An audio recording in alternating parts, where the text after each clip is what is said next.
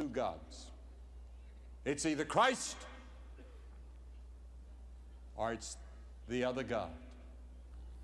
Because I believe the emphasis we must lay it out straight that you cannot serve God and mammon. You must make a choice. And I found that the harder the challenge is, the greater the response.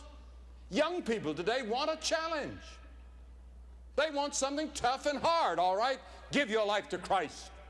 He'll challenge you because He says you must deny self and take up a cross. He says, I'm going to a place of execution. Come and go with me.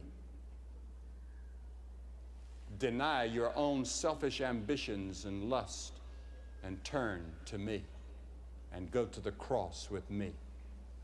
Now, Paul taught that a Christian is someone who has turned to God from idols to serve the living and the true God. There's a film showing throughout the world this year called The Idol Maker, but a Christian is an idol breaker.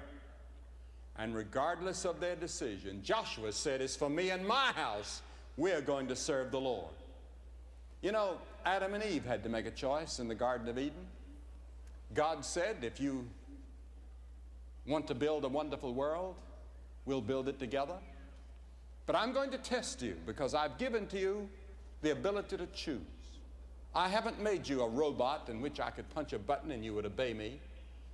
I've made you in my image. You have the right to choose. So when Adam and Eve faced that choice, they chose wrongly. They broke the law of God. And God said, in the day that you do, you will suffer and die. And man has been suffering ever since. And it's all because of that first sin in the Garden of Eden. And man has been inheriting that tendency to sin ever since. The seed of sin is in us when we're born. David said, in sin did my mother conceive me. Think of it now. At conception, sin was already planted.